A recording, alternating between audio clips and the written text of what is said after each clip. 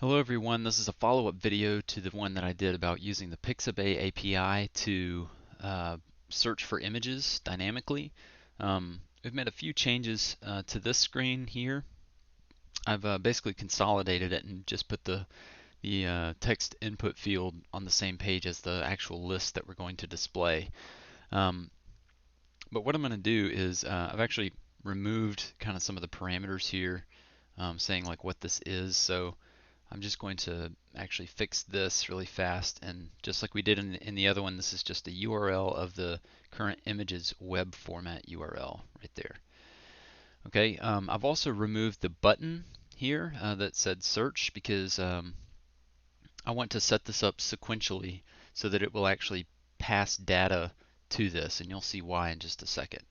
But first, what I'm going to do is I'm actually going to create a new collection, and this one's going to be called searches. And all this will make sense in just a second. You'll see where we're going with this here. I'm going to leave the name property alone. I'm just going to add a number property here, and this is going to be page number. Then I'm going to click save. I should say the overall goal of what we're going to be doing is adding a button down here that says next page, because the Pixabay API actually returns um, uh, 20 images at a time, but there's multiple pages there. So this next button will allow us to, after we've gotten done looking through the first 20 images, we want to be able to hit the button and look at the next 20 images.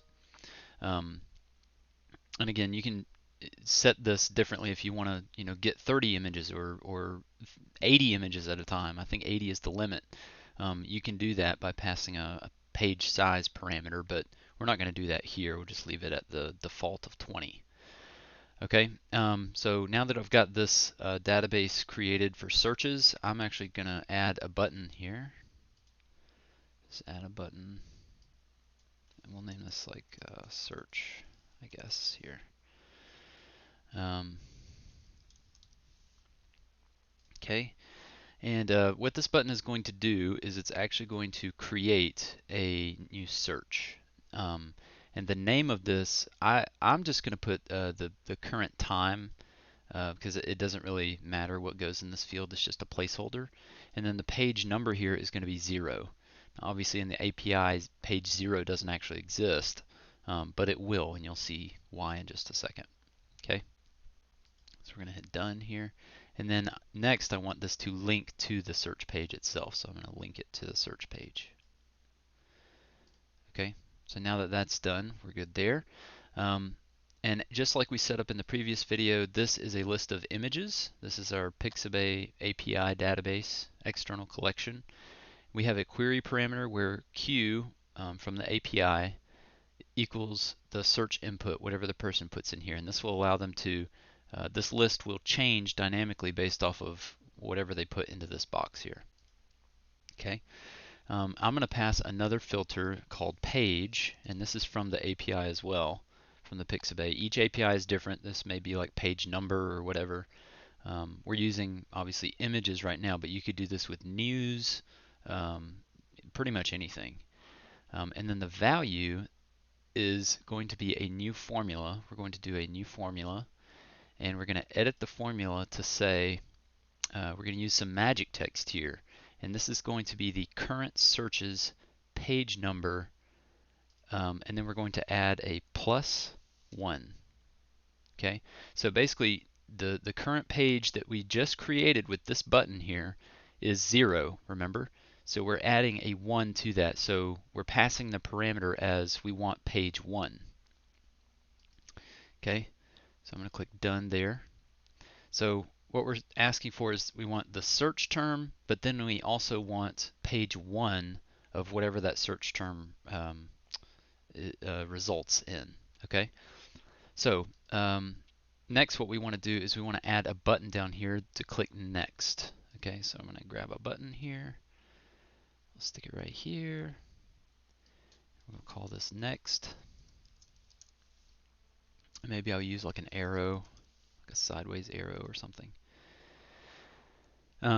You could say next page there or whatever. And then the action is actually going to be, what we're going to do is we're going to update the current search and we're going to take the page number that exists and add 1 to it. Okay, so current search page number. Actually, this needs to be a, yeah, actually we're going to make this a formula as well. If we can. No, actually we don't need to. We don't need to. So this is going to be the page number and then plus, there we go, it picked up the plus sign 1. Okay. And then the next thing that we want to do is we want to create a screen, because if I just do this, it will change the images, but the user will have to scroll back up to the top of the list. So I really want to refresh this page after they click this. Well, in Adalo, you can't send the user to the exact same page again. So what we're actually going to do is we're going to create a blank screen here. And then we're going to call this refresh. Okay. And now that we've got this refresh screen, I'm going to set an action for the screen so that it says when a user visits the screen, I want you to immediately link back to search. Okay?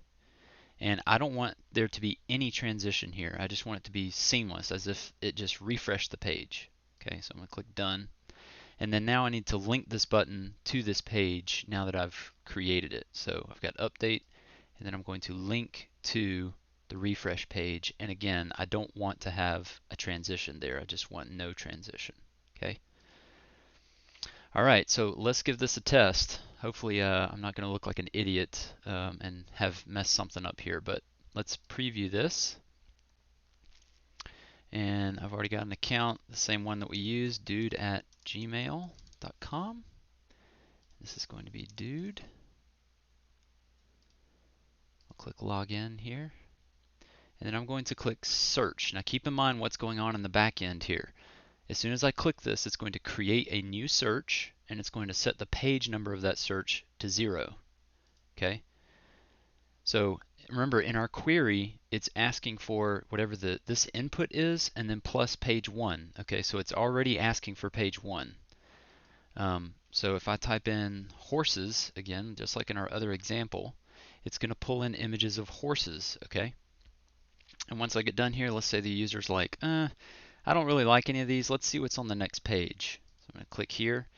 It's going to refresh, and you see that we have new images here displayed. And they can do this because we're on page 2 of the results. Okay, and just like we did here, if I hit next again, it gives me a whole new set. Okay, and it looks like we're maybe running out. I don't know if these aren't loading or what, but so you can do this with pretty much anything. And if I want to, change the search query, I can do that as well. So that's kind of how you are looking for images and then paging through those results. It's a kind of a quick and easy way to do that. All right, hope this was helpful for you, and I'll do another video about what happens when the user actually taps on these photos and how to use that appropriately, use that data appropriately. All right.